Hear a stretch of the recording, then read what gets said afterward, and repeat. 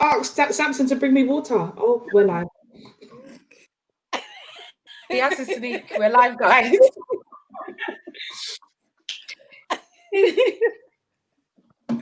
What's worse is because I'm not holding the name, no one will know why I've got patches on.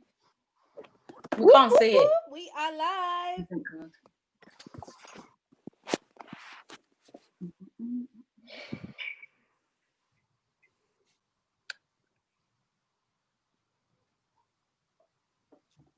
I wonder if I can record this.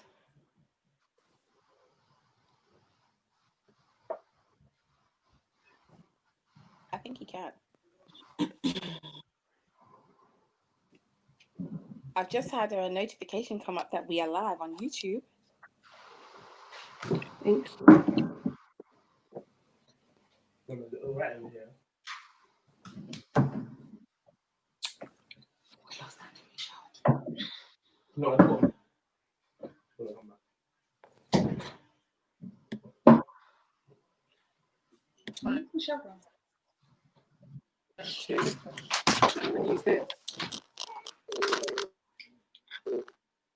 Hi, Geraldine. Can you hear us?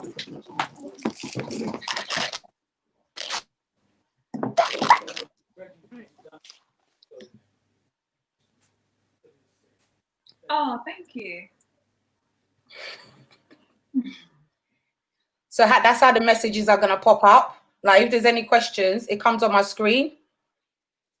Okay. Okay, cool.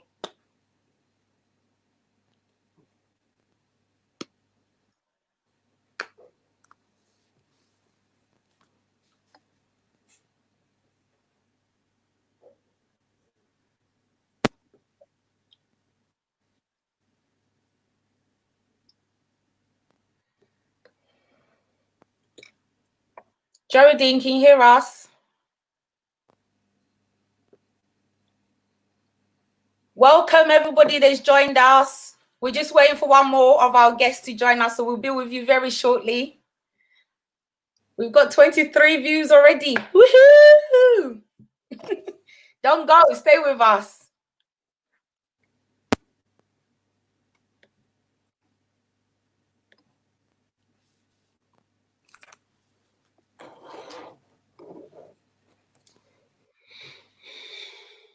Okay, who is this? Michelle. That's my sister. Hey, Yeah. Abs.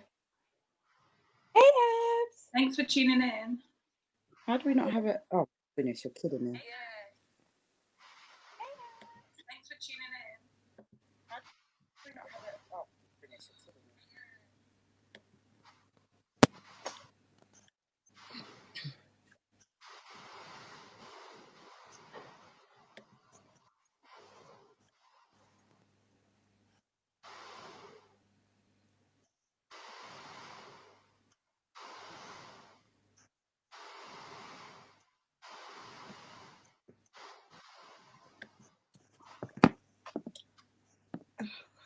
Michelle, where's Michelle? Yeah. I can't see you. Oh, there you are.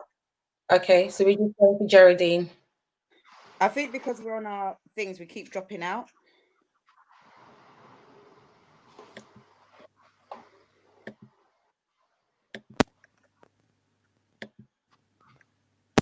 Okay, do we have her? Yeah.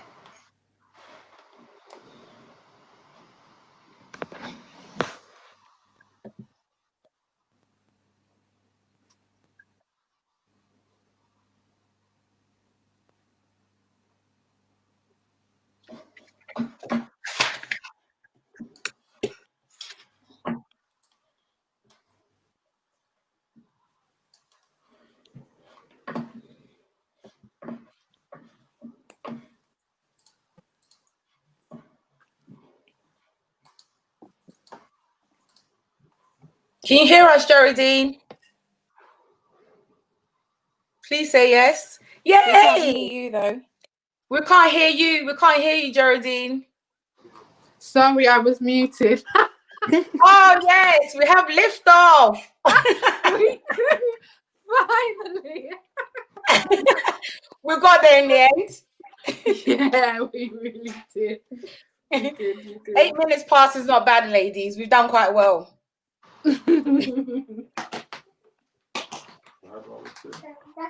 Oh, I'll send you the link. I'm getting carried away pressing all the comments that people are sending in so you can all see it. Okay. Everyone's got alias names. Here, baby, I'll send you the link. Oh, you see that, Joyce? Oh, thanks. Highlight.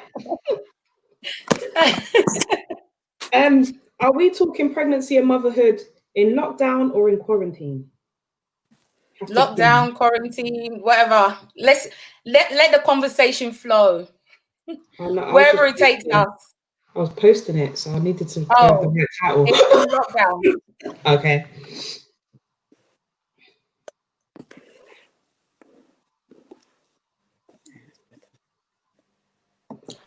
All right, I think everybody's here now, so we can start. TPTV. That's my son. I'm glad. Hi, darling. Mommy's made it.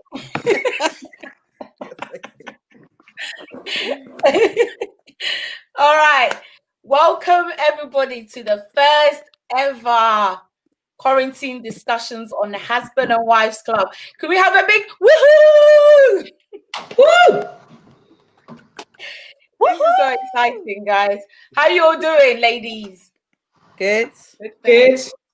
Yeah? Good. You're all looking fabulous. Thank you all for agreeing to be part of this panel discussion. As you know, we're going to be talking all things pregnancy and motherhood during this pandemic, during this lockdown. And I'm very much interested in hearing how your experiences of obviously pregnancy has been so far and what your experience as being a new mother has been. Obviously, normally has its challenges, but you know, I'm sure the lockdown will impact on your experience even more than usual. So if this is the first time you're tuning into the Husband and Wives Club YouTube page, well done. Make sure you subscribe. There are a few videos there that you can, you know, spend the rest of your evening watching once we're done over here. If you're not following my Instagram, please follow our Instagram. We're all about positive vibes and just encouraging young marriages. This is, you know, life is too serious. We just want to have a bit of fun with our husbands, our families, that kind of thing. So join us if you've got any experiences, any stories to share. Please don't be afraid to send us a message if you want a little feature. Join the club, as they say. So we're going to start with some. Oh. And so it begins. No. And I thought it was either going to be me or Geraldine that our camera. Oh no. Wow. You can't freeze. I know, she's like the host.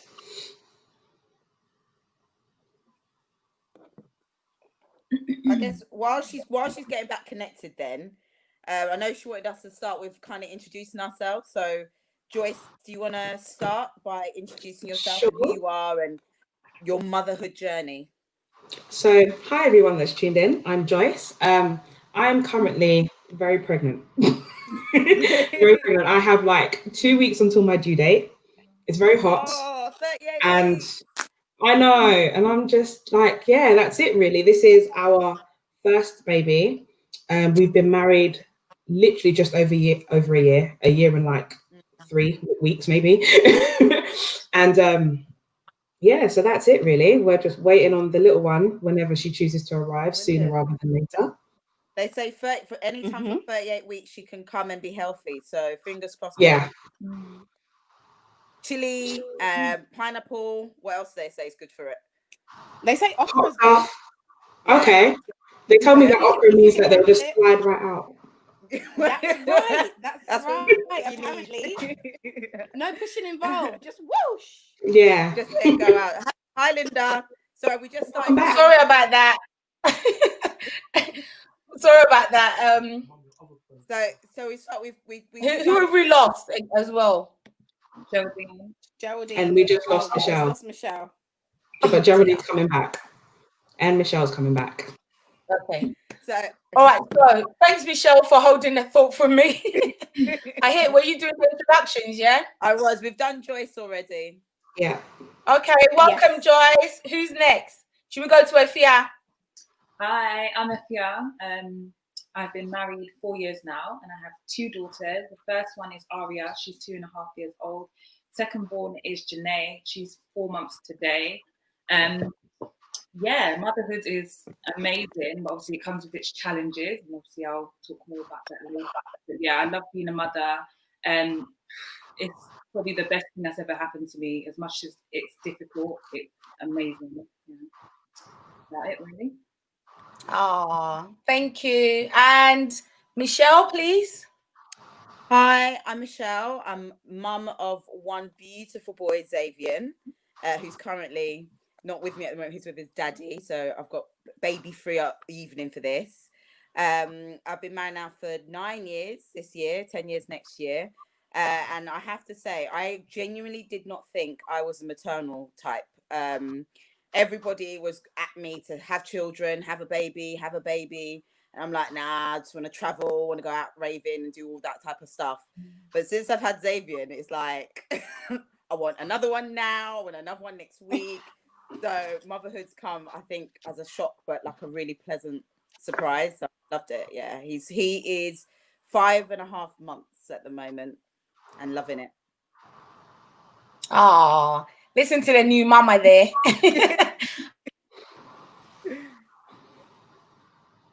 Oh, Okay, Geraldine. Geraldine, do you want to go next then? Geraldine, do you want to give us?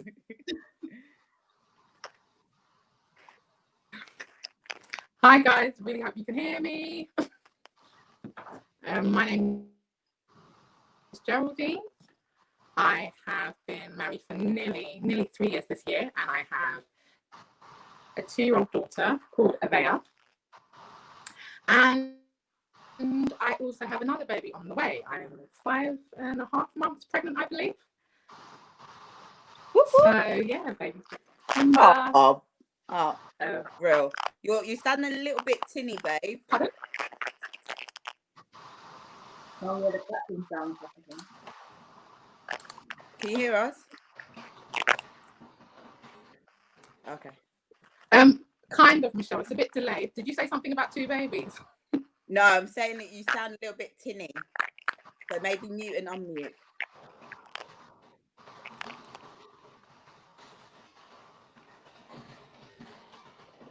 Right, T, how you doing, babes? Okay, hi guys. Thanks for tuning in. I am super duper excited for this conversation today. It's been long awaited. And so I'm just really happy to be here and to have a voice.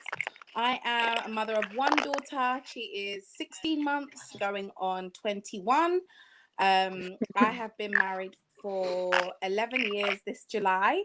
And motherhood is, I always looked forward to it, but I never expected it to be as amazing as it is. Like, it is literally amazing. Like, just watching my daughter grow and develop and, you know, say new words every day is just the most awesome thing in the world. And like Michelle says, I literally want another baby like now, like right now. And then I want another one like in 2 weeks' time, and then maybe another one in like 3 weeks' time, because it's just so amazing. It literally is like I could never have imagined how amazing it would actually be until she came. So yeah, it's such an honor to be able to be a mum, because I know there are so many people out there who really want this gift and aren't able to have it. So I just feel so honored to be called mama. Aww. So I think lost the host again. She had a few other questions that she wanted to ask us, but as I don't have those, maybe we can start by just talking about pregnancy and what pregnancy was like. And let's start with the 2 women who are currently pregnant. So between you, Joyce, and Geraldine, maybe let's go to Joyce first while Geraldine sorts out her sound. How's your pregnancy journey been so far, considering it's the most unique? You honestly now, no matter how many people in this group have children, no matter how many children they have, no one can say they've been pregnant during lockdown. Like, you hold that banner apart from Birdie. So how's it going? Like, obviously you're 38 weeks. How's pregnancy been? Has it been as you expected? Just give us a little bit of how pregnancy's hit you in lockdown. So do you know what's weird about it? Obviously, it's my first time being pregnant, and I get that I'm in a lockdown, but it's like, well, this is now my pregnancy journey. I don't know if that makes any sense, but it's like, Yeah. I don't have anything to compare it to. So I know that I'm missing out on things. I don't feel like, oh, it was different this time or anything like that. So for example, my appointment at 34 weeks was cancelled. Yeah. Oh no. So I had like a scan at 32 weeks because I had a low-lying placenta, which is fine now. I should have seen my midwife at 34 weeks. That was cancelled. 36 weeks, I saw the midwife in the hospital, and my 38-week appointment was a telephone call. So a lot of like, yeah, so it's all very different. And in terms of my care, I've seen a different midwife each and every time, but I don't think that's due to being on lockdown in a pandemic. That's just probably just the care, how it is right now. So each and every time I've seen a different midwife. And in regards to kind of what my birth plan looks like and how that's going to be carried out, Samson, my husband, can only be with me in the hospital if I'm in active labour. Oh wow. So if I go in and they're like, you're less than 4 centimeters dilated, they'll send me home. Fair enough, and they'll send him home. But when I get there, if I am, I'd have to go in and they would have to check me whilst he waits in the car. Then they confirm I'm in active labour, and then he's allowed to come in. And then he can be with me until I deliver. After I deliver, he's only allowed to be with me for maybe 2 to 3 hours after baby's born. And then he has to go home. So if I have to stay overnight for any reason or anything like that, I'm not allowed any visitors. So he is deemed a visitor, so he's not allowed to be there. And when it comes to then us going home, he'll have to wait at the entrance and I'll have to be escorted down with baby.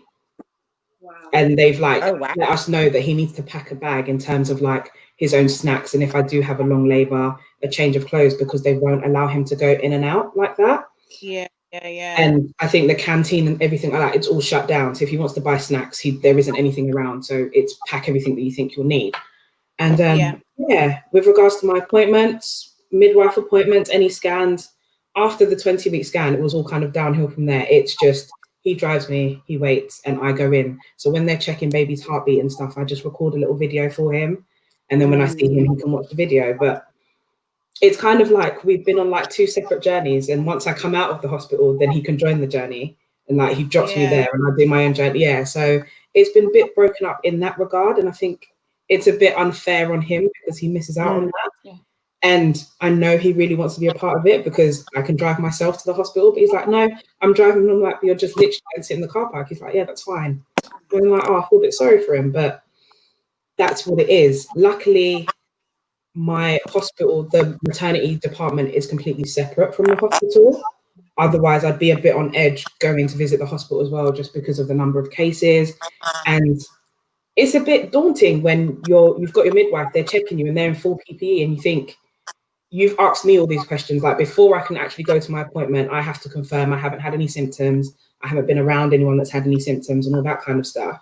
Yeah. And then I get there and they're all dressed up like I have symptoms anyway. So yeah, it's a bit odd. And like they are really apologetic and they are like, oh, we do want you to be comfortable, just so you know, it's not because like of anything, we just want you to be safe. But yeah, so this is my journey. I haven't had the chance to like go into shops and like touch little baby clothes and stuff. It's all just online. Yeah. Obviously I couldn't have a baby shower. That got cancelled. It got cancelled before I could even send official invitations. But like in that same breath, I guess we've been really blessed with like really good friends and family who have like got us gifts anyway and things like that. So that's all been delivered to the door. I had like a quarantine baby shower on my front doorstep today, which was lovely. Friends just turned up and like with like sparklers and stuff like that. So that was nice. But yeah, I've just been at home. I've become a hermit. And like, I'm so high risk, nobody wants to visit me. Like my family like leave food at the door and then they ring the doorbell and then they get in the car. By the time I'm there, they're driving away. To be fair, it's kind of a blessing in disguise because at least you conserve energy, because with all the entertaining, it takes a lot out of you. So I guess that's just kind of one like small plus. The other big plus is I'm not commuting to work. Like, that has been the biggest kind of, I'm lying in bed until about 11 a.m. answering emails and phone calls from bed.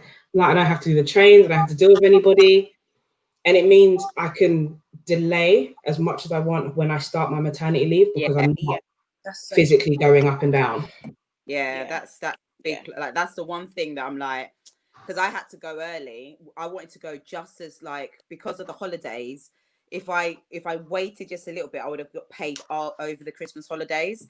But I gave birth earlier. But if I wasn't commuting as much, I could have literally have held out. But the commute was like, I went into my boss. I'm like, I'm gone.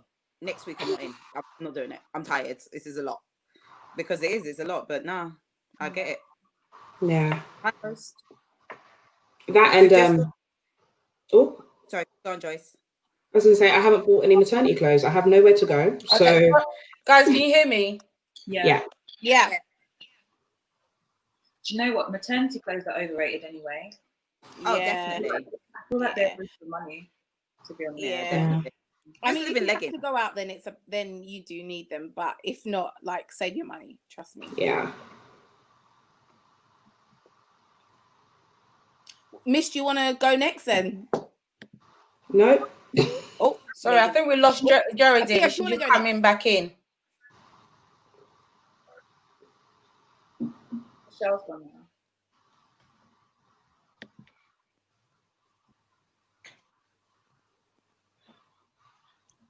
Do you want us to continue, Lynn, or do you want to do your quiz? Yeah, can you all hear me? Yeah. Can you hear me? Yeah. Yeah. Can you guys hear me? Yeah. Oh, great. I hope it doesn't cut off again. Apologies, everybody. All right, so we've got a question through.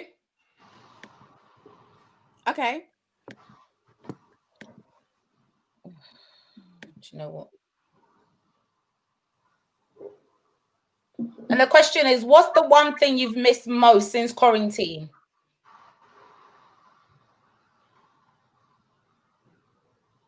For me, I think it's the baby clubs, because Anaya's growing so fast, and she's at the age now where she kind of needs that interaction with other children.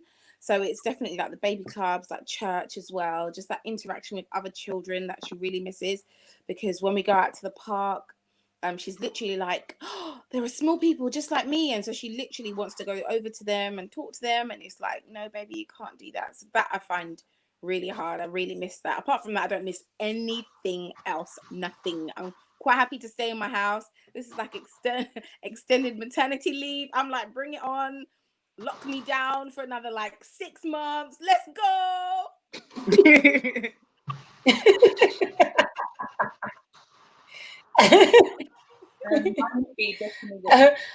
had a comment from Jocelyn just saying that she's never bought maternity clothes and she's had 4 children. I think that's following what Joyce said about you know, the shopping for maternity wear and things like that. No, but like Joyce, just going back to what you were saying, what about buying the essentials and things like that? Because you know, normally you would kind of walk up and down the high street, testing out all your buggies, having a feel for, you know, what you want to get. But now you literally probably have to get everything online without really testing it out. Can't test it, can't touch it. So like even trying to like decorate the nursery, even though it's not an essential, I'm like, I'm trying to go for pink, but everything is a different shade of pink. I want to see it. I want to touch it. I want to know, you know, is this the right fit? But I think I'm just having to make do. That's literally it. And just having to wait until like when things, like even when I feel like when they're like, oh, shops are opening, that's great. I won't be able to go. Like I'm like so high risk. I'm just like, I'm just stuck in my house. I'm like, I have to accept it for what it is. But I know in the beginning, when like people are going crazy buying nappies and wipes and stuff, and just to get onto Boots online, there was like a queue with 20,000 people in front of you. I'm like, I just want maternity pads to my hospital bag. That's all I want. And it was just hard. And like there was the Boots close to me, there was such a long queue. And I'm just like, I can't even bother to stand and wait in the queue. So now when I go shopping, and there's queues, like Costco will give me a seat and wait and allow me to like sit there and wait until my husband has come to the front of the queue. But like going out now, I'm just like, Oh, I'm really? not, yeah, they like give me a chair and I can just sit and wait. Whereas my Tesco will just look at me and like, oh, I think you should let him do the shopping because you both can't come in. I'm like, I don't trust him to do the shopping. Wow. I want to do the shopping. And like, no, you should wait in the car. So Joyce, yeah. milk it, man, milk it. Be like, oh, I'm so pregnant. I need to go in now. Like, you need to let me in the shop right now. So yeah, no, they're like, oh, you're not even a key worker. I'm like, I know, but I still do my part. Like, just let me in. You're not a key worker. You're working to keep this baby going. You are definitely a key worker.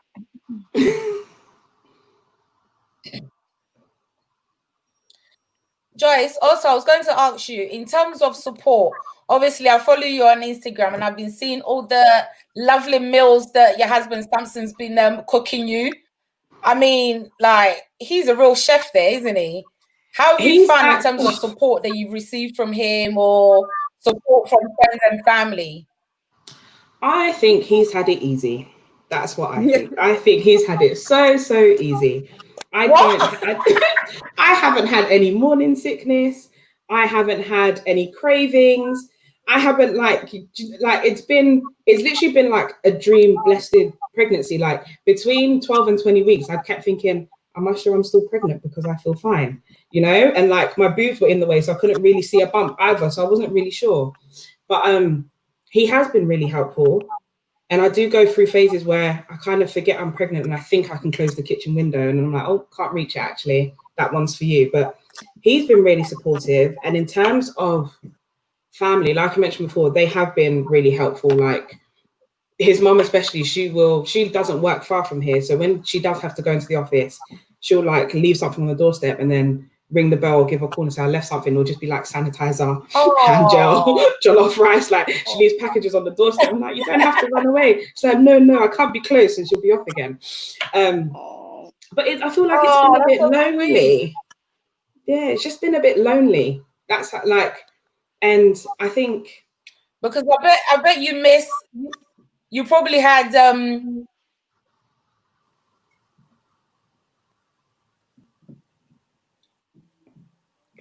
I was just going to say, you probably had plans of going out for afternoon tea, dressing up in your little maternity wear and doing all those kind of girly stuff to prepare yourself. And I literally that's all out the window now, isn't it? My last few hurrahs until it was like, I'm so pregnant now, I can't go out with my friends and I'll be at home miserable watching them go out. On the plus side, they're not going out either. But it's like, oh, well, it's kind of like baby will come and I'll be in an extended lockdown period, if that makes any sense. But the positive in that is hopefully you kind of don't get a bombardment of guests and things like that, especially when there's a pandemic happening. So yeah, there's an interesting balance there.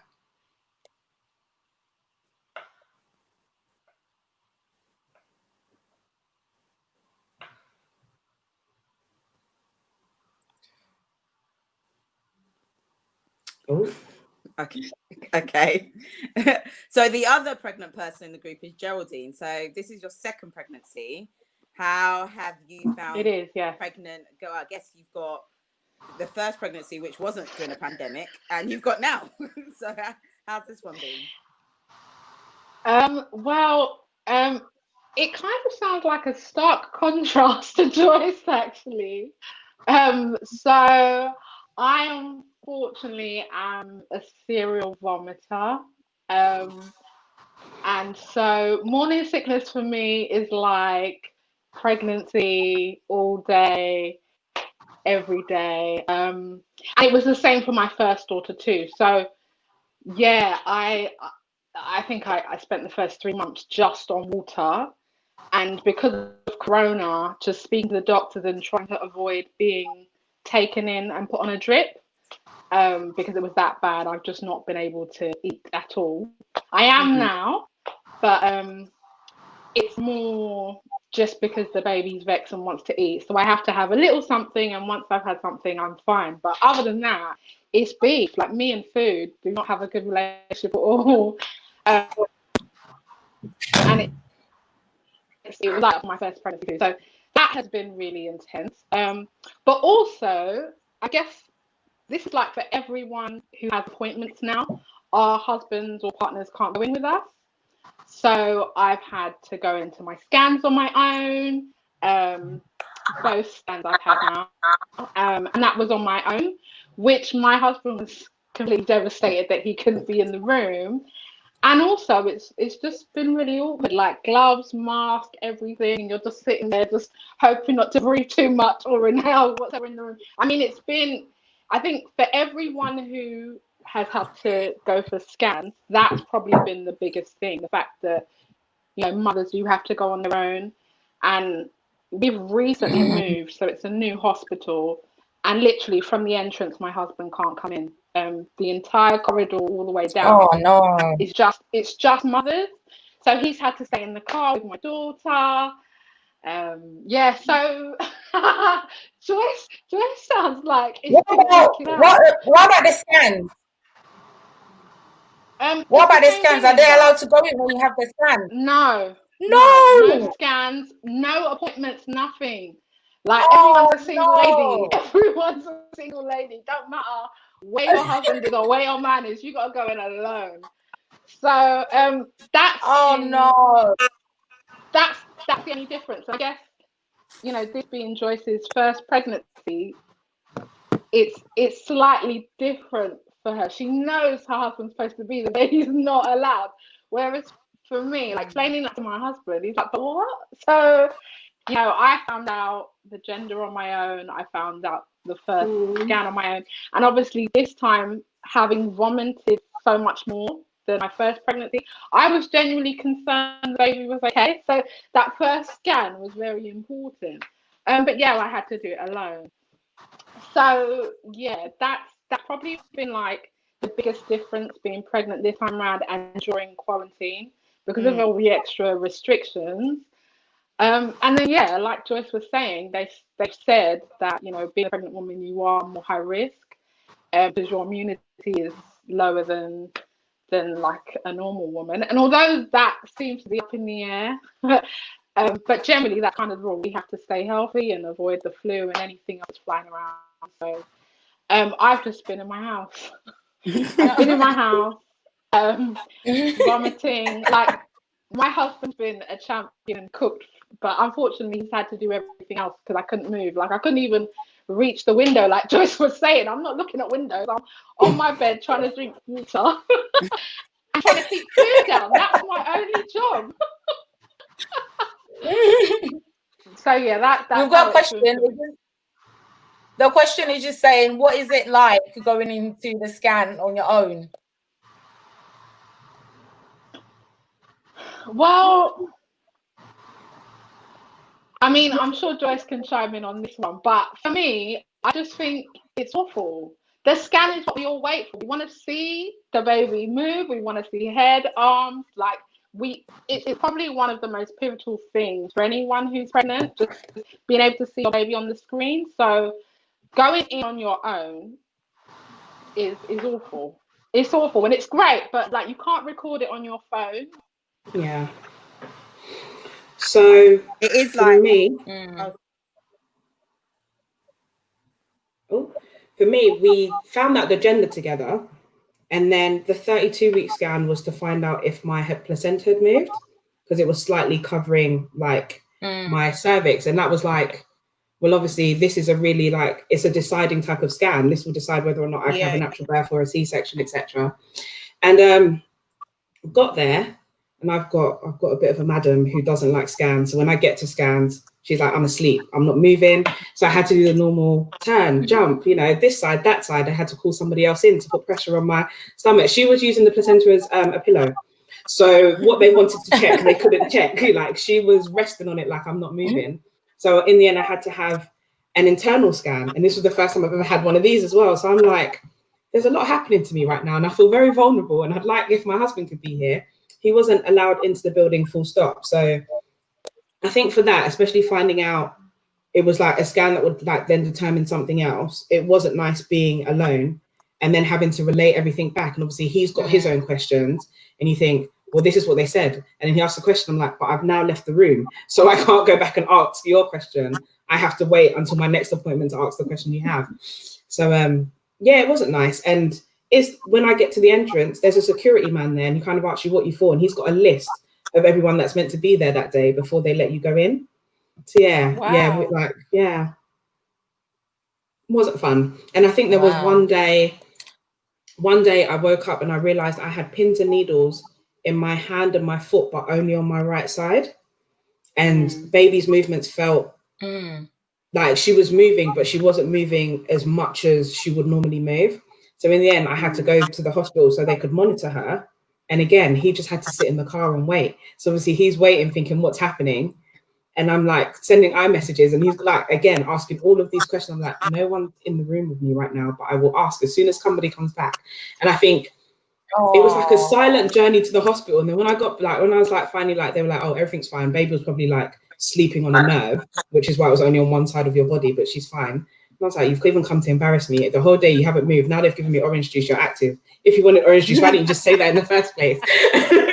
And I got back to the car and I was like explaining to him like everything that had happened. And like, yeah, like he was happy that everything was fine, but I could see that he just wanted to be there for that reassurance. Like, I think he was looking at me like, am I watering it down for him so he's not as worried? But yeah, it's kind of like, if I wanted to do this journey alone, I would have done it alone. And now you're making me do it alone when I don't have to. Single parent by force. Yeah, like by force. Like, why are you doing this to me? Or like, you know, like you see something and you feel the emotions and you're all excited, because sometimes it is, you just like, it's a really nice feeling to see them on the screen. It's like, oh, look at them moving and etc. And yeah, you kind of just feel that alone. And I think there's a thing that says that dads get so the new mummies.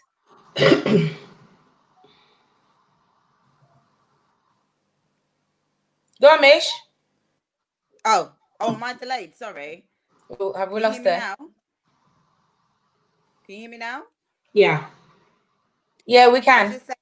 I was just saying there's like research that says that dads go through almost sympathy pains with their wives, because obviously they're going through this emotion, and part of it is feeling very disconnected from the whole experience. So actually not being able to go to the scan and stuff will actually really affect Samson, because it's like he's not feeling it and he's then not seeing it, and it's his baby. So it's like, actually that's a really big thing, that the whole maternity thing has a knock-on effect, which will be on the husbands later on, because they're going to have this anxiety build up. I know my husband was like, I was in and out of hospital and he needed to hear what was going on for it to make sense to him. And it was it only has to come from a doctor for it to make, and then he would then relay it to my mum. He'd be like, no, this is what they said, this is what it means, this is what we need to do. And then he had that comfort to know that if anything happens, he can handle it. And I don't know how I would have gone through, because I was in and out of hospital if I wasn't allowed in there with me, because it's true, like something like we take for granted that when we're going for a scan, everything's going to be okay. And we actually genuinely need that person to because I think my first one, she found the heartbeat, but she didn't put the heartbeat on the screen, so she just continued scanning, and I was like, is my heartbeat there? Like, she goes, oh yeah, sorry, and then took it off mute. But like, for that moment, like, it was quite intense. And if I didn't have my husband there, like, that could have been, wouldn't have been anything traumatic. But the whole experience, I think, is really important. And I think the fact that husbands are not allowed in there, we just really need to do something to make them feel part of the process, if you like. So like for scans, we've got a question on here. Ooh. It says, any tips on how to ensure your husband feels included and a part of the pregnancy journey?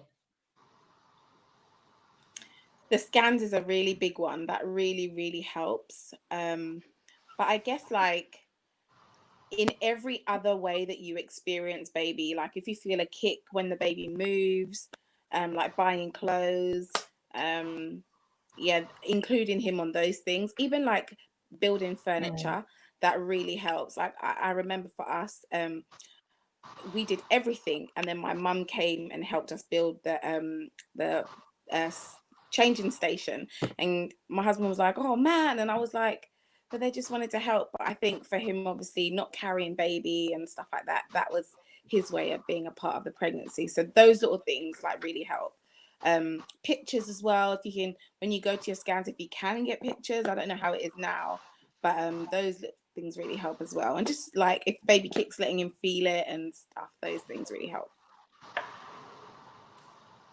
So where obviously I have to do scans alone and you can't have your phone in there, when I have the midwife appointments after she's done all her checks, they're really good. I'll just say, oh, can I record the heartbeat? And they'll do the heartbeat again so I can record it. So then he can get that video. Like I can send that to him before I've even gotten home.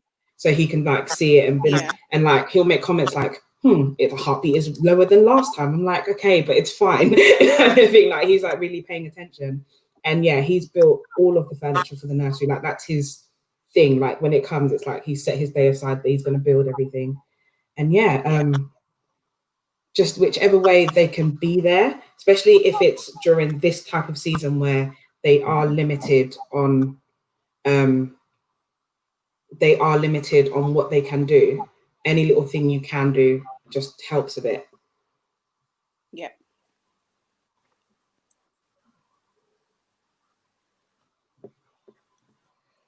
And another question is, are you allowed to FaceTime your partner if they can't be there? No. Not in the scan room, no. No phones in the scan room. I guess this is for Joyce and Geraldine. No phones, no pictures, nothing. No. Nothing. I guess they're concerned it may interrupt with the equipment. I think that might be a reason, but yeah, no. No. With my first pregnancy, similar to Joyce, when we found out. All right, so can we move on to the new mothers on our panel? Sorry, Geraldine, there's a bit of a delay, so I wasn't sure if you're still talking. That's okay. That's okay, Linda, go on. Yeah, I was just saying, Afia just popped. Oh, there she is, right on time, Afia. I was just going to ask, so our new mothers, how are you finding being a new mother and in quarantine? And I'll come to you, Afia, just because you've got two very young ones. And how are you managing that? What are some of the challenges that you're finding? Because it's not like you can just pop to the play group or you can pop to the park or anything like that. I always just walked into the room, she's woken up. Hold on. That's fine. Do you want to hold her? I'll be back in a minute. No, it's Aria, so she needs to be. Come on, let's go. See, this is real motherhood. This goes to show that we're all real mothers. Due to cause. Do you want to take that question then, Michelle? Just asking in terms of being a new mother, you can't, just have your mum coming over or your sisters coming over. So you're limited in terms of your support around you, or you can't go to the play groups. How are you feeling about all of that? And, how are you managing with the night sleeps and things like that? So the week before lockdown, can you hear me? Yeah. Yeah, okay. The week before lockdown, I started going to a group called Heartbeats. Tarina got me on that. Oh, it's awesome. And it was really good. And I made some mummy friends. And I really met this really lovely woman. And I've forgotten her name now. But we were going to go to coffee the next week. And we properly started to talk about our children and so on and so forth. And then lockdown. And it's okay. So I'm trying to replicate all the things I learned at the group, baby massage and singing to the baby and stuff. But I do I'm really blessed. I have loads of mothers around me, but what was really nice about that particular group was that they were all new mums and they were all making the exact same mistakes I was, and they were yeah, he had a rash on his elbow and I wanted to go to A&E, and I'm I panicked too. And it's that type of reassurance that as a new mum, you're not always getting it right, because part of the part of the thing that could happen when you're around very experienced veteran mothers is that you're a bit am I doing this right? But everybody else kind of does it so easily. So it was really nice to kind of be with someone who was going through the journey at the same time as you. I am so close to my sister and my like extended family and so forth, and like I was really close with his family and so forth. And before lockdown, we like had people in the house all the time, and like my son was really good at going to people.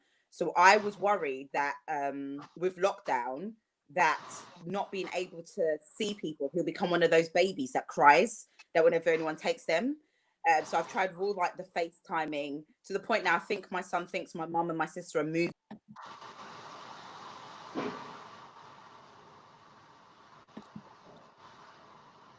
Back again? Yep. Back again. He only sees my mum and my sister through WhatsApp calls, so he really likes the phone and stuff. So it's been a bit of a I miss the going to brunches and like pushing my pram in the park, because also I was shielding. I couldn't do the hourly walks as well. So it was literally walking around my garden with my buggy and my son. And it was the first time we did take him out, he was a little bit scared of the newer surroundings because he hadn't seen it before. So I do miss that bit of being a new mum and kind of the excitement of it and so on and so forth. But it's been great. The technology that's been around has been very, very useful and helpful.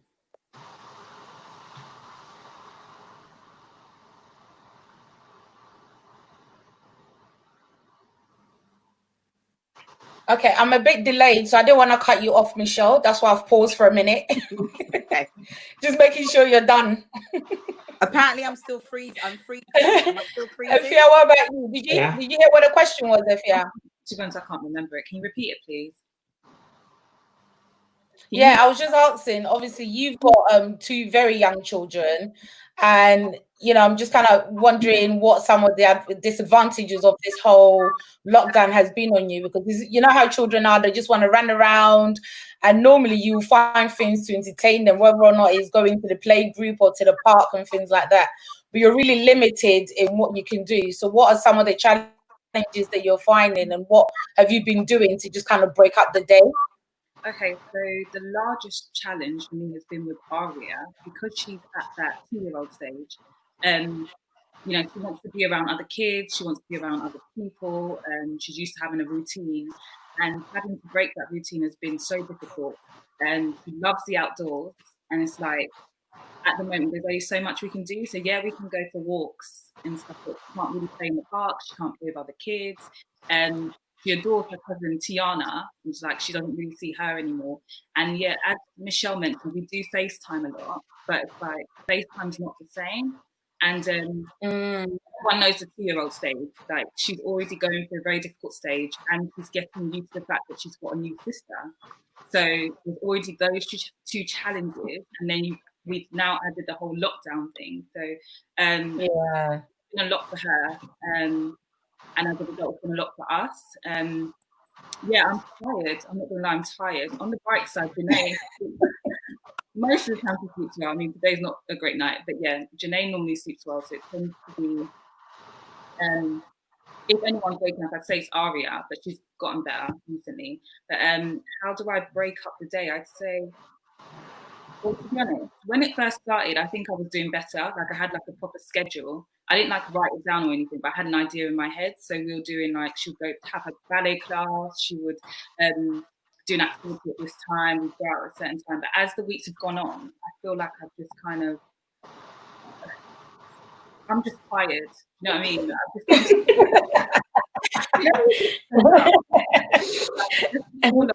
I mean? Aria was going to my parents every single week, so she'd be at my parents' house for a few days. So that would give me a chance, like, as a new mum, well, not a new mum because I was a new mum, but as a mother of a newborn again, just to spend quality time with Janae, because at the moment I'd say Aria's getting more of our attention. So to go from that to then having to have them both in the house constantly, it's just been tough. And even though Gabriel's here, which is a blessing, he's working, so most of the time he's in the office. So it is really just me, and not being able to have Aria in nursery or playgroup or anything, it's a lot. I'm not gonna lie, it's a lot.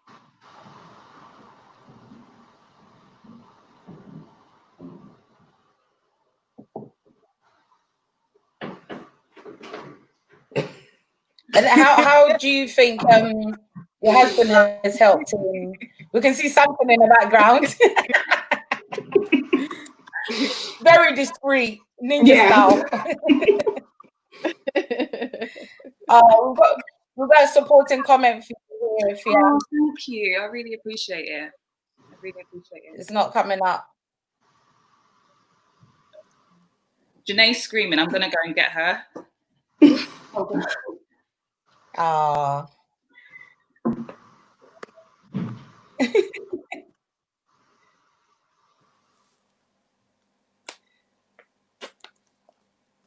I think this question is probably for Joyce and Geraldine.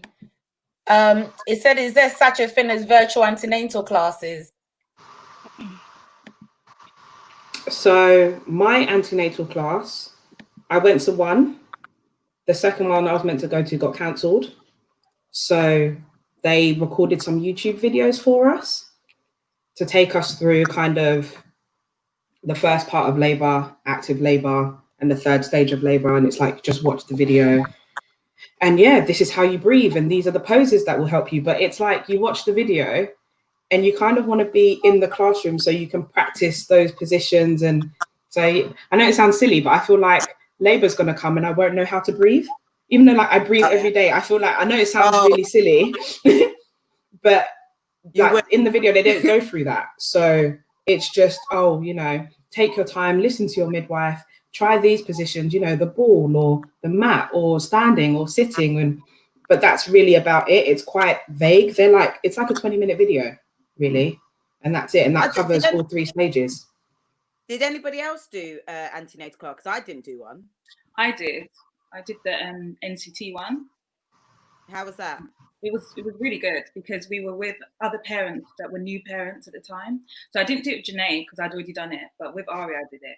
And because we were all new parents, it showed that we kind of were all in the same boat. There were questions that loads of people asked in there, like, let's say I was thinking it, but maybe I was thinking, is that a dumb question? Or, am I the only one that thinks this and that? And then we obviously do a lot together in terms of using the birthing board, the breathing exercises, bathing a baby, etc. So, and then till now, we're actually still in touch. So I think that's the best part of it, because we all have a group on same, yeah, and we all kind of send pictures of the children. We ask each other for advice and have a laugh. And even though you can't sleep, you know that those are going to be awake as well. So then you can all kind of message each other in the middle of the night. So that's yeah. I've heard that. I've heard they're good for that. What about you, T? Did you have any antenatal classes? Yeah, I had one. I think they kind of forgot about us for a little bit. So we literally had one because I was due in January. So we had like one just before the Christmas holidays. And it was really good being in the class. I kind of wish that it was maybe over 2 days because I felt like things were kind of rushed a little bit, but it was still good really being in the room. It was all new parents for us as well. And we have a WhatsApp group, so we still communicate with each other. And just like the poses and having my husband there as well was really, really good because I guess labor is like a theory in your head until you're actually going through it. And so for him to be in there and then the teacher kind of like bring the lights down and you're sitting on the ball and that type of thing. And I guess like it just seemed when you're pregnant, when you as the woman are pregnant, it's like, okay, labor's definitely going to happen. But for your husband, it might be a slightly different experience because he's not pregnant and he's just kind of seeing you go through the stages. And he's just kind of seeing your belly grow kind of thing and you talking about it all the time. Whereas when you go into an antenatal class, they get a chance to obviously meet with other dads as well, which are going through it. So they kind of get like to have some camaraderie in there as well. And some people that actually kind of know what they're going through as well, because dads are pregnant too in a different way, but they're not going through it exactly how we are. So it's good for them to have an antenatal class. But I feel really, really sorry for the dads right now that are going through a pregnancy because although you're there's like when you're going to the scans and stuff like that, there's that kind of connection that they get. And that can be quite disconnecting if you don't get that time with your partner and you don't get to talk to the doctors and nurses and stuff. So, but my antenatal class was brilliant. It's just a little bit rushed. Yeah. I didn't have. I was just thinking back about. Oh, it's Michelle speaking. No, I said I didn't go to any. Why? Yeah, well, That's so. yeah, why didn't you go, Mick? Why didn't you go, Michelle? Do you know what? Like, my work was so intense. It was like every weekend I just wanted to sleep, and then every night I just wanted to sleep. So I was like, I was never like drawn to it. And then also for my sisters, it's kind of like I was there for her first one, not like saying I was there, like I was in there. Like, I was kind of, I've been around people who've been pregnant. For my sister's first one, I think myself and Linda were there for quite a fair bit. So I kind of saw the progression of labor. So I never was inclined to do it. But now you're talking about the dads. I feel bad that I didn't do it for Atta, but he didn't really, like, I guess because he's around loads of dads as well. I guess he didn't feel like he was missing out on something. But saying that, do I feel like I missed out on anything else? Like, my waters broke. I called my sister. The only thing, like, I would say is, like, certain things you would think, like, for example, I thought when your waters broke. That was it. That's everything. My waters were breaking for like an hour. So it was little, I'm like, why am I still dripping? Like, little things like that. Like, you don't really figure it out because you were never there to be told. And then, like, length of contractions and things like that. Your body kind of just takes over. So my biggest fear was that I couldn't do it. That I wouldn't be able to do it. I wouldn't be able to do labor. Like, I don't like pain. Yeah. I don't like stress. I just feel like I couldn't do it. But God is so good. He designed this body to do it, and it did it with the help of epidural. Lots of it. And that's another thing about, like, labor. I had quite a lot of my friends were talking about hypnobirthing and, like, natural labor. And all I kept saying is, no one's going to give me a medal for going through this without any painkillers. I'm in pain. Give me a epidural. You can give yourself a pat on the back, Michelle. Was not interested. And after I was in labor for like 6 hours, and she told me I was 1 centimeter, 1 centimeter, what's the word? Dilated. Dilated. I was like, nah, give me all of the drugs, all of them. Give me all of them, because I'm not doing this with me. No.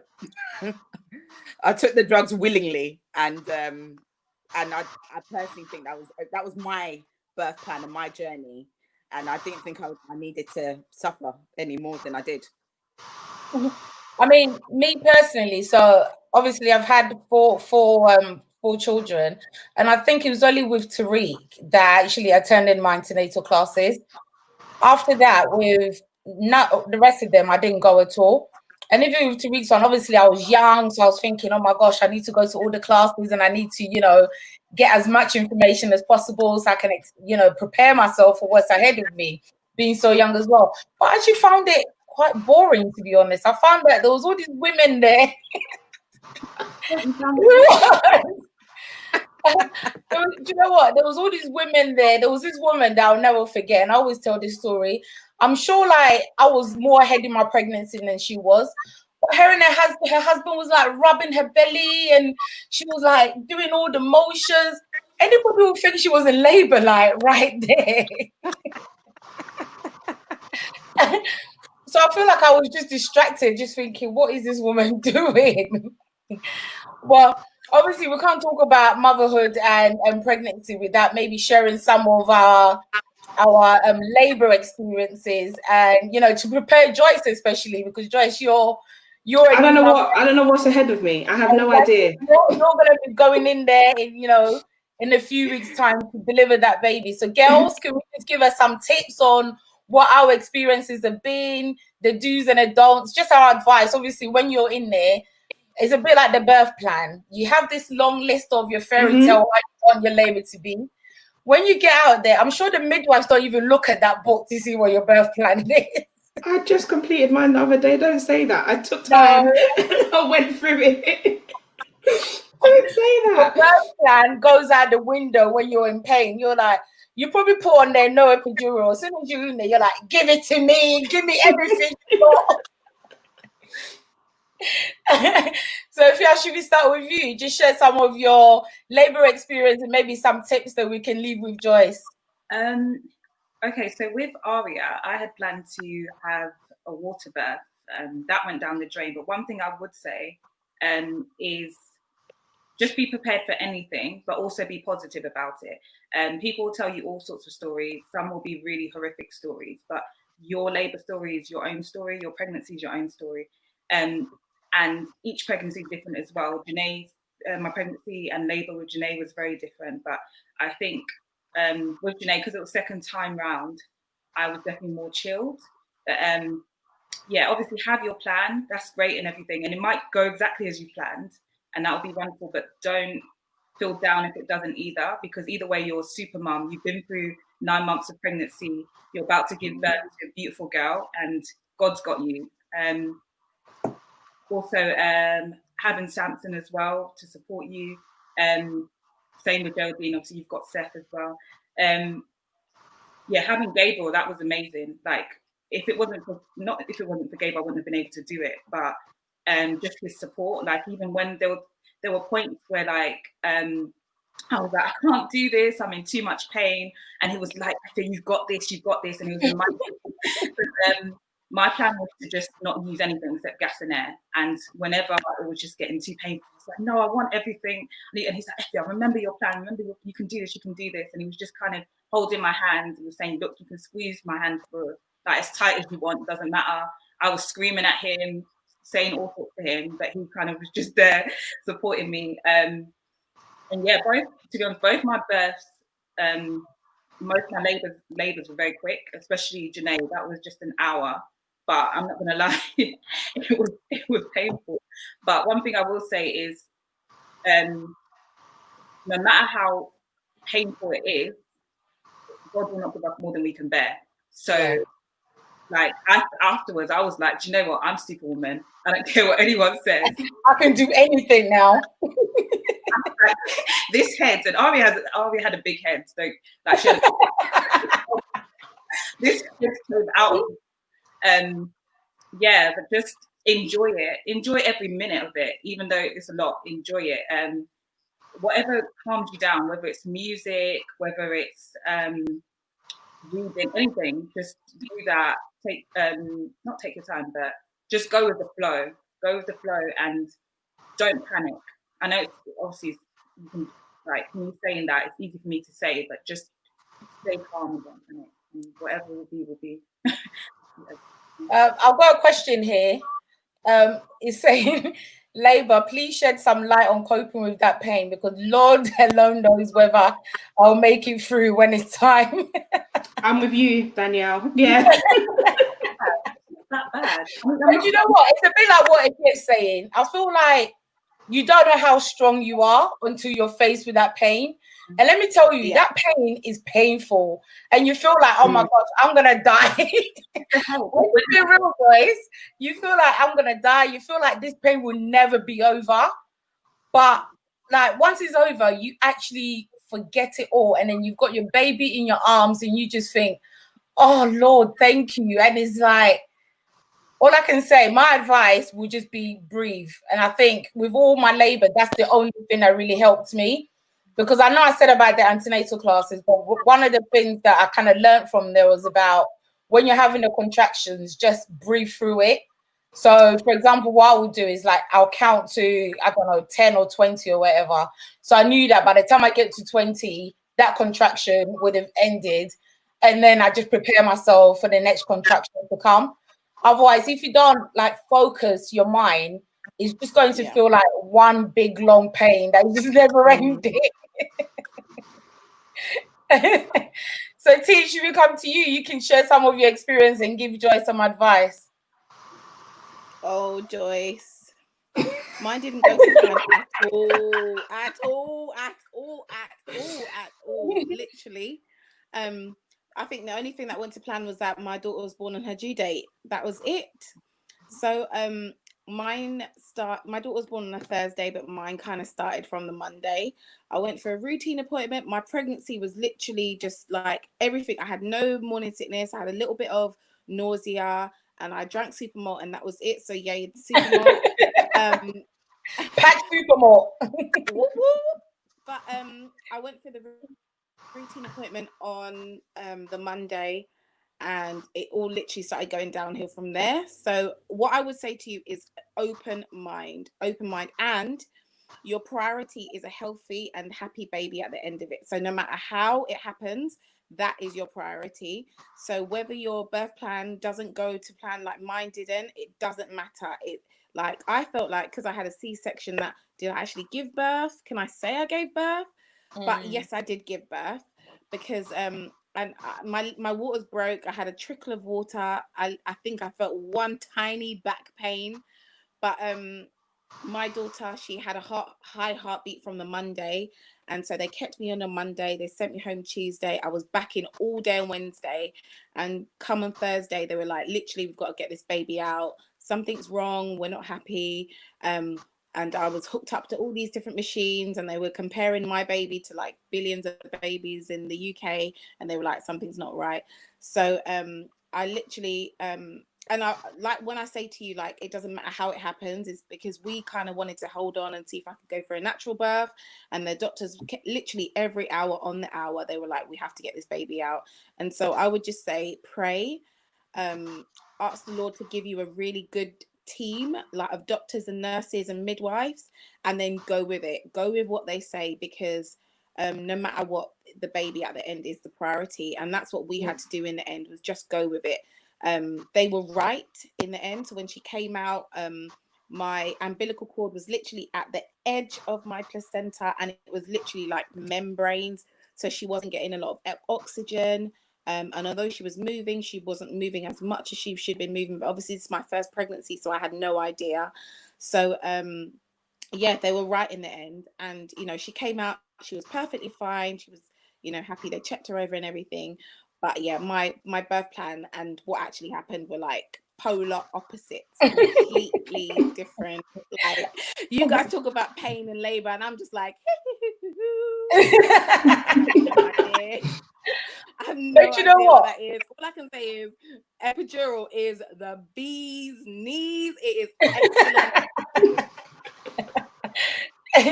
See, can I just go back to what you were saying in terms of cesarean and natural birth?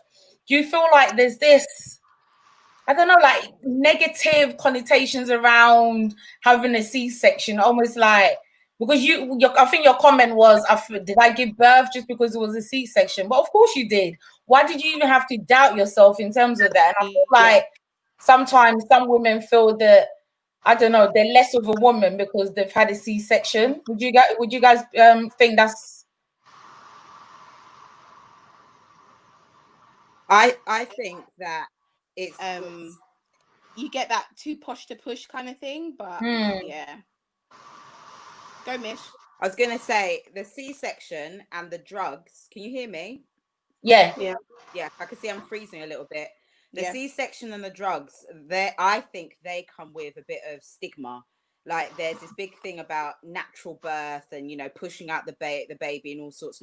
And that's like, you know, everybody's desire, because that's what God has entitled, you know, our bodies are designed to do. That's how, you know, millions of women before us have done it. My story, like, I went into labor and I couldn't take the gas and air. Everybody was raving about it and I was so excited to take it, but every time I took it I was vomiting, so I couldn't take the gas and air. So for 6 hours I was just breathing. And the thing is, I didn't realize it was 6 hours, and I didn't have any other pain relief, and I was just breathing through it. But then it got to a point where when she said I was like 1 centimeter, I'm like, okay, this is like, we're gonna have to try a different, you know, situation. But a part of me was a bit like, right, I breathe through this 6 hours, can I breathe for another 6 hours? And it's like, but then I'm gonna get tired, and then is that then gonna have an impact on, you know, my labor delivery? And then I've heard stories of people who've gone days of labor to just have an epidural and have a C-section. So that thought went through my mind to actually delay me thinking on whether or not I should have an epidural. And then I had a contraction, and then I said, give me an epidural. But there was this feeling that having an epidural or having a C-section doesn't make you as strong as other people. And I'm like, no, my body has grown this child for 9 months. That's the strength that's in me. Like the fact that I'm gonna have to, and also C-section hurts. It hurts. Girl. Like, yeah, you push out your baby. You people who push out your babies and like 1, 2, you get up and you start walking. Everyone's telling me like, oh, I walked after 10 minutes after. Have a C-section and then cough. Yeah. And tell me I'm not strong. Yeah. Because It's so true. it was an operation where I was losing blood. I was just. I'm sorry. Michelle's making it more dramatic. But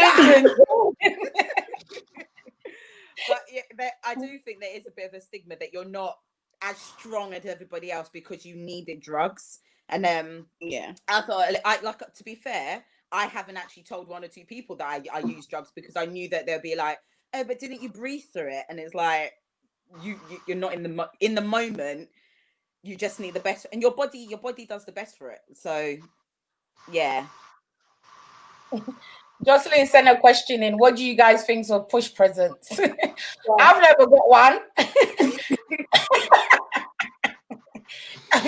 And if you're watching, Mr. Jason SL, I never got a push present. And And any of you ladies never got one. I got my first one, but I'm still waiting on my second one. Oh, what did you get for your first one? I got a massage, which was a great one. that is a good present. My body was tired, so the fact that he thought about getting me a massage, paying for a massage, that was great. It doesn't have to be. Oh, that's nice. Just something that. Well, the pressure is on, Gabriel, for push present number 2. I know it's taking ages. What about any of you other ladies? No. No. Actually, Maybe. my push that he did the night feeds. I expressed it so I could sleep. That was the best present actually. Because sleep and a new baby, they're like literally non-existent. But he was so good. Oh, that's good. What about you, Geraldine? Presents pending. I remind him every day, even though my daughter's 2. I remind him every day the push gift. Like we're gonna get a backlog now because there's another one. So the gift is getting bigger and bigger and bigger. Like the longer he waits. But yeah, can I just quickly touch on natural birth and my experience quickly? Is that okay? No, yeah, of course. So yeah, oh gosh, all my C-section sisters out there, I know the majority of women who have C-sections, it's not by choice. It literally is because they need to take the baby out. With me, I did a natural birth, but it wasn't easy. And I say it wasn't easy because I think I'm someone who has very strong menstrual pain. So the first contractions were like, oh, I got this. I was cooking and all sorts. And family came over and my daughter was due on the Monday. Saturday, my contractions started at like 5 in the morning and continued all day. So by the time I went in the first time, I think similar to Michelle, they were like 0.5 centimeter. And I thought, what do you mean 0.5 centimeter? And unfortunately, I had to go home. But as I went home, the contractions got worse. And by the time I went in the second time, which was 3 hours later, they were now 40 seconds apart. And at that point, the midwife in my birthing center where I was supposed to have like been a pool and whatever, she was like, oh, it's your anniversary, go out, have a date with your husband, blah, blah, blah. And I thought, these are 40 seconds apart. But even at 40 seconds, yeah, it was like 3 centimeters just. And at that point, they were still willing to send me home. I said no, because you can say no. I said no. And she gave me a medication to slow the contractions down because it's like I should have been further dilated for the speed and contractions. So what happened is I refused. I gave her the strongest dirty look I could because you can't even speak when the contractions are happening. That's when you know it's near, by the way, Joyce, when you can't talk and you're not cute anymore. Good sign. That's a good sign. Yeah, like because initially I thought we were, but I was still able to walk in with my little luggage and stuff. She was like, she knew. So the second time around, I refused to leave. She gave me some kind of drug. I'm sure there's a midwife out there that knows, to slow the contractions down. And she said it so my heart rate, the baby's heart rate, and that I'd go to sleep. So I was taken out of my lovely birthing center into the high intensity ward where the lights were off, everyone's sleeping. I'm wide awake. Like, I'm wide awake. At this point as well, they show in the movies like your water breaks and there's a big gush. Oh, no, my waters hadn't break, ladies. The water hadn't gone. So as I'm in my room, I think, sorry to be graphic, but I know everyone's come to hear rough things today. Go for it, girl. Go for it. Yeah, I thought I was wetting myself, and the poor midwife got a torch, and she was like, "No, these are your waters." And so she's calling the back, like, "You've sent this girl, and she's in active labour." Believe in 3 hours, even though I was sent to sleep, and my husband was in his car, by the way, because I was with my mum too. Only one person could stay in like the high intensity, whatever. In 3 hours, the head was there, going from 3 centimeters, and she had told me to go home, and my baby was due Monday, so they kind of had a point. But yeah, unfortunately, I just sat in the shower. They closed the cubicle for toilets, so nobody could use the toilet on that ward, and I just sprayed the shower head, and every time there was a contraction, I just did that and got on with it. So by the time the midwife checked me, the head was there, and my daughter came out in 20 minutes. So it was quick compared to how it normally goes, but it doesn't always happen as planned. Not all women's waters break. I mean, I was born in my mother's sack, and I was born in the sack. So one thing I would say is, I also ripped too. So I can kind of identify, but not with girls. You look scared, but guess what? I didn't even feel a rip. Yeah, because by the time that baby's crowning, you just want the baby out. And at that point, I had vim. I was ready. Because it had got to a point where the pain was so.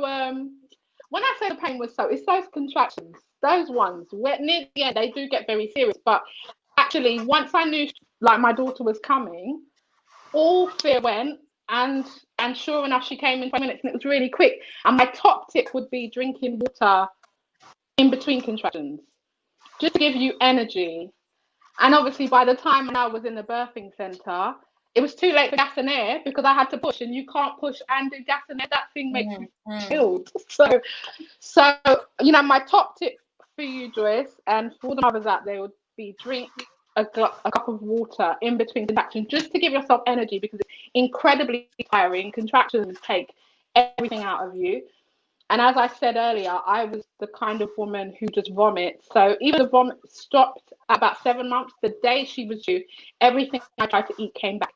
And one of the first things the midwife told me is make sure you have something to eat, because you need lots of energy. Like, make sure you got some snacks for your husband, Joyce, in that bag, and some snacks for you, especially because they don't provide stuff for husbands. So just I'd say work on your energy and don't waste time screaming. You need that energy to breathe.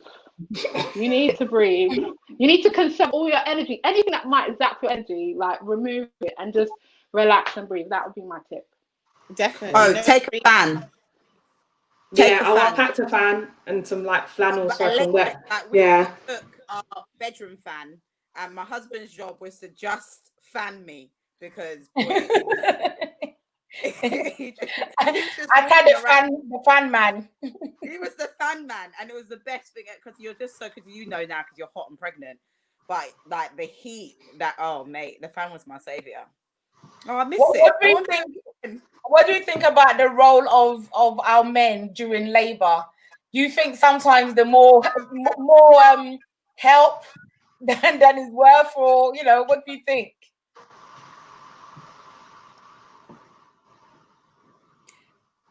My husband is amazing. Geraldine has got something to say on now. I see you smiling over there, girl. No, because you guys will think this is nasty, but my husband's only job was to film the pregnancy. To film it? I got him to get the camera and put it right there. Till this day, he can't even look at it. because I lost 700 mils of blood when I tore, but I wanted to see everything because you can't see when you're up there pushing. Your head's not down there, is it? Yeah. And so I wanted to be able to relive out the moment. And so his job was to film. I mean, my mum was there too. She sat down and watched, but I mean, encouraging, he did that, and the midwives do that too. I mean, that's great. Cheer us on and stuff. But I didn't hold his hand or squeeze. I didn't do any of that stuff. I just wanted him to film it. And So do you have, he said a few. you have a recording of the baby actually coming out? Of course. Oh wow. Yes. Yes. I don't. I'm sure I do somewhere, but no. Oh my gosh. Have you Has watched it anybody back? got a recording? Wait, what did I've you- watched it a few times. Well, over popcorn.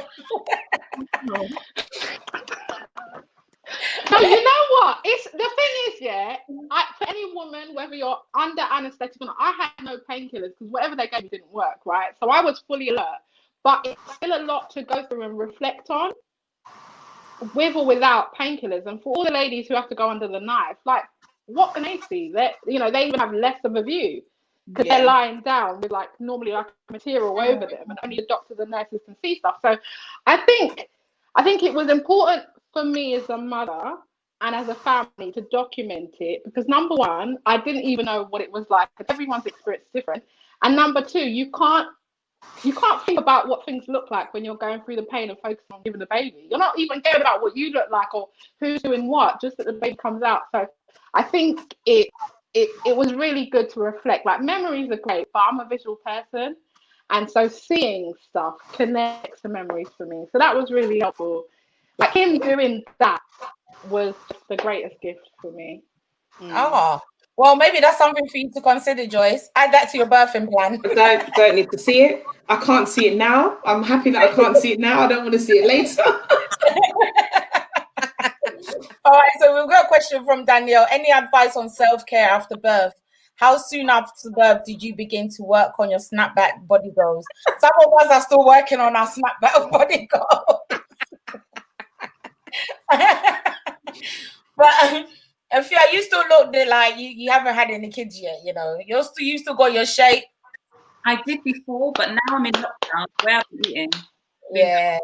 I guess we've all been eating a lot in lockdown, haven't we? I'm putting it all back on again. I'm not even gonna lie. But I was quite thrilled with the snapback, because for me, I feel like once you've had a child, it's a new story. It's a beginning. It's a new beginning. So I'm not thinking about what I looked like before. I'm thinking about I've had a baby. Let me enjoy this. I'm not saying, be unhealthy, but live your life, be your mum, enjoy motherhood. Don't worry about, all this heavy exercising and stuff. If you can do light exercises, that's great, but just enjoy it. That's what I'd say. So I haven't really done that. I mean, with Janae, I did do maybe a week of a little light exercise, and then I was like, yeah, I can't bother anymore. I've never really done much exercise. Yeah. I think some people just naturally, body just kind of goes back to normal after birth. I'm clearly not one of those people, so let me just stay in my lane there. You see the comment from Festus about Jocelyn during labour. He said she nearly tore off his arm. So if something is watching this, he needs to prepare. I see all that gym that he's been doing. He needs to put it to good use now. All right, ladies, do we have any final tips for Joyce before we kind of start rounding up? Oh, just enjoy every second. Enjoy it, because now I've had the baby, I can't even imagine myself with a big belly anymore. It's so weird. So I took loads and loads of pictures, and that's been able to help me to kind of relive it again. But just enjoy it, because when babies hit, it's like a whole new chapter. And you look at this kid and you're like, wow, I couldn't believe the baby actually came out of me. It sounds so weird, but I couldn't believe that this baby was in me, and now this baby's here. So just enjoy every second. And when you see that little face, it's the most amazing moment ever. There's nothing in this world, in life, compares to that moment when you see that little face. So yeah. All right, Michelle, any final advice? I think the same as T, and just enjoy it. Like, I genuinely miss being pregnant, and I miss the newborns. Yeah. In fact, actually, what everyone kept saying to me, take pictures, take pictures, take pictures, enjoy like the infant stage. And I was like, of course I will. But now Xavier's only 5 months, and he is like only 5 months. He's still a baby. I'm like, he's grown so quickly. Like, he has changed. He's like a prop. Like, he's sitting up. He's eating solids. And so I have to go back to the first pictures to see him and reminisce that, because they grow. So I think they grow 1.5 centimeters every single week, and they develop so quickly. And don't be, as much as Linda and my sister like to laugh at me, don't be afraid to indulge in all of their momentous moments. Like the first poo, I'm like, took a picture. The first sitting up, I took a picture. Everything, the first of everything, because you know what, he's my baby, and he's gonna want to see it, and like, this is our journey together, and I love every single moment of it.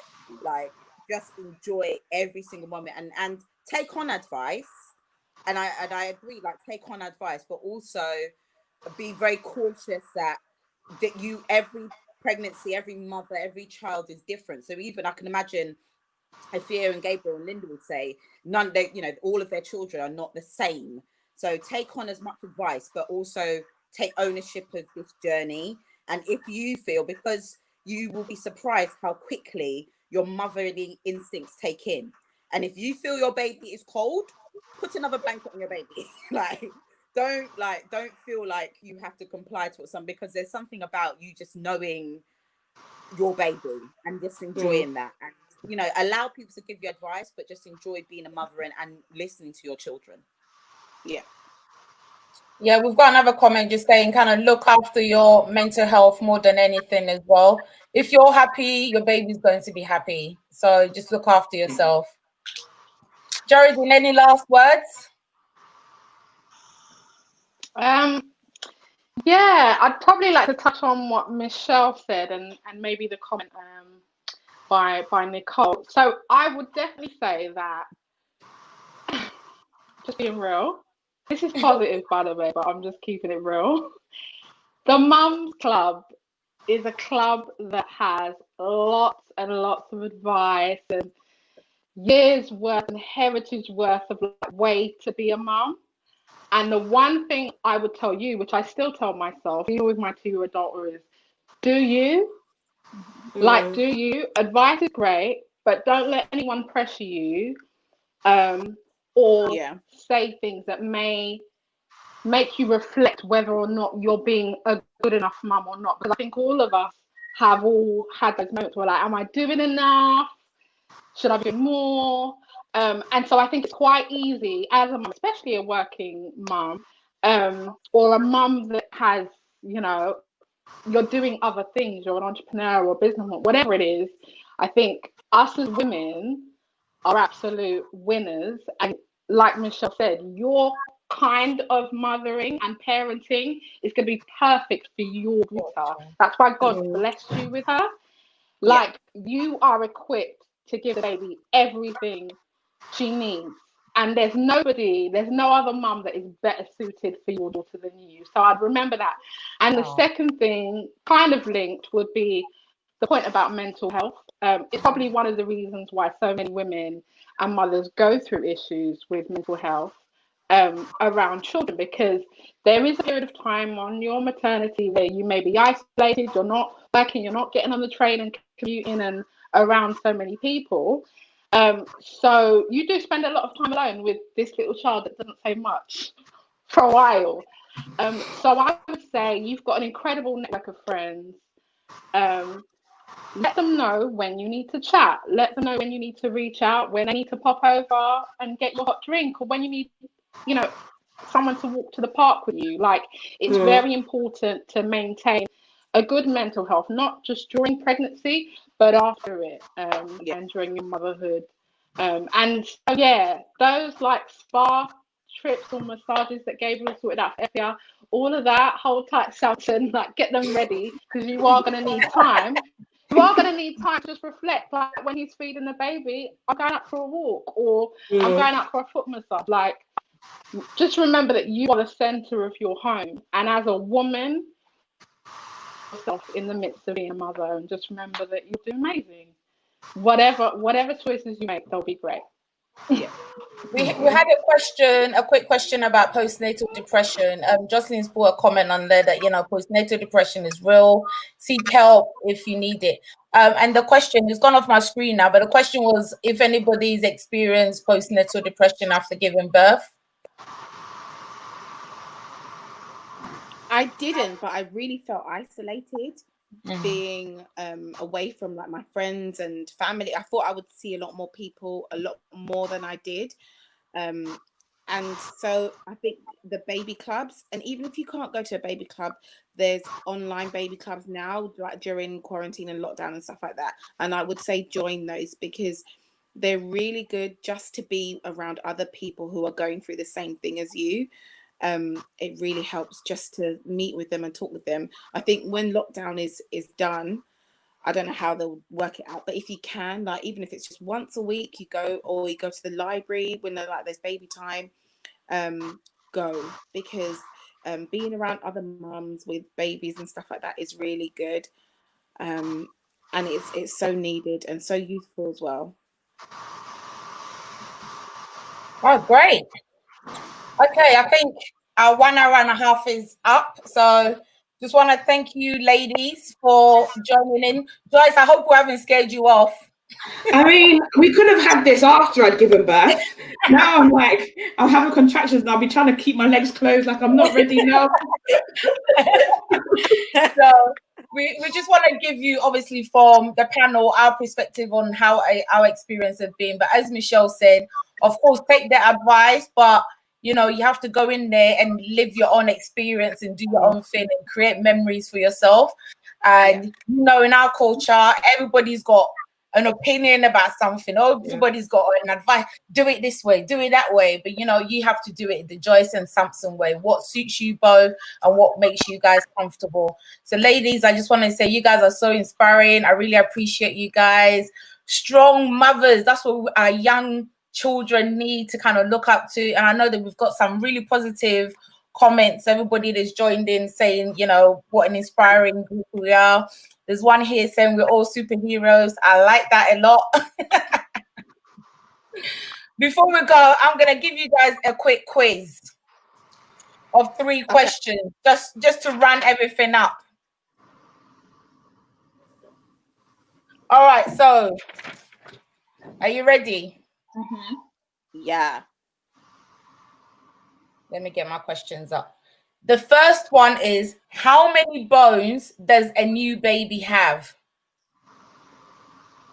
How many bones does a new baby have? Is it 1, 206? Is it 2, 300? Or is it 3, 208? Is it 300? It's B. Whatever the most is. Yeah, it's the most. They have more bones than we do, I'm sure. Well, I think I'll give that to Michelle. She actually said, is it 300? Well done, Michelle. The next one, in which range can a new baby see clearly? Is it 3 to 7 inches, 15 to 18 inches, or 8 to 14 inches? B, the first one. The first one. And I work in centimeters, so I don't really think that was fair. Thank you, Joyce. I was just thinking, but I was going to say it's between 15 to 20 centimeters. That's what they say, but I don't know what that is in inches. Or is between 8 to 14 inches. 8 to 14? That's a lie. Yeah. All right, true or false?